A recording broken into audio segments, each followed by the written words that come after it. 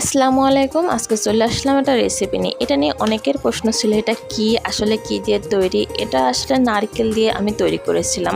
আমাদের এখানে এটাকে বলে নারকেলের খাজা। অন্যান্য জায়গায় অনেক কিছুই বলে, কেউ বলে মটকা, কেউ বলে কটকটি, যাই হোক না কেন আমি এখানে হাফ কেজি পরিমাণ চিনি নিলাম। আর আমি যে পরিমাণ নারকেল নিয়েছি এটা কিন্তু 1 কেজিতে মানে 1 কেজি চিনিতেই হয়। যারা দোকানে বিক্রি করে তারা অনেক পাতলা করে দেয়, আমি নারকেলটা অনেক ঘন করে দিয়েছি, কারণ আমার ভীষণ ভালো লাগে এটা নারকেল একটু ঘন করে তৈরি। ছোটোবেলায় এটা ভ্যানে করে বিক্রি করতো, আমরা কিনে খেতাম। তো আমি এটাকে নিজেই বাসায় তৈরি করি, মাঝে মাঝে খাই। তো এখন নারকেলের অভাব, গাছে নারকেল নাই, যতটুকু ছিল ফ্রিজে সেটা দিয়ে আমি তৈরি করছি। তো এর একটা এই যে তাক আছে, চিনিটা গলে গেলে পরে আমি যে নারকেল দিলাম। তারপরে হচ্ছে এটা যখন আঠালো হয়ে কড়ার চারিপাশে লেগে আসবে, তখন এমন কলার পাতার উপরে একটু মানে তেল ব্রাশ করে দিতে হবে। তেল ব্রাশ করে দিলে পরে ভালো হবে, লেগে যাবে না। দিয়ে এর উপরে গরম ওই শিরাটা ঢেলে দিতে হবে।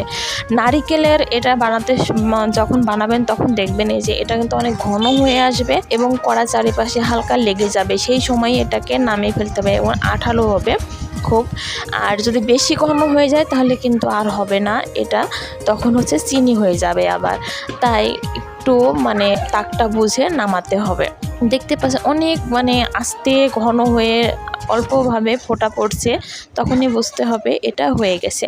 আর এটা বানানো খুবই সহজ। এই যে অল্প অল্প এইভাবে লেগে গিয়েছিল, আমি যে সময় ঢালি সেই সময় ক্যামেরাটা বন্ধ হয়ে গিয়েছিল, হিট হয়ে গিয়েছিল আমার ফোন। এই জন্য আসলে নর্মাল ফোন তো ভিডিও করতে গেলে বেশি সময় অমন গরমে বন্ধ হয়ে যায়। তো এই যে দুইটাই কিন্তু অনেক সেট হয়ে গেছে, একেবারে লেগে গেছে। আমি এখন এটাকে তুলে দেখাচ্ছি। নিচে এমন আছে, এখন এটা যদি একটু বাতাসে রাখা যায় তাহলে এটা শুকিয়ে যাবে এবং এটা বয়ম বন্দি করে অনেক দিন খাওয়া যাবে, নষ্ট হবে না। এই নারকেলের এই খাজা খেতে খুব মজা লাগে। এই খাজাটা খাওয়ার সময় মানে চিবানোর সময় যখন নারকেলগুলো মুখের ভিতরে পড়ে অসম্ভব একটা মজা লাগে। আর আমার তো এটা মনে হয় খেয়েই যা সবাই পছন্দ করে, আমার হাজব্যান্ডও এটা খুব পছন্দ করে, এই জন্য আমি বাসায় তৈরি করলাম। আপনারা এইভাবে নারকেল থাকলে বাসায় তৈরি করে নেবেন। তো কেমন হলো আমার ভিডিওটা সবাই বলবেন, লাইক কমেন্ট শেয়ার করে পাশে থাকবেন।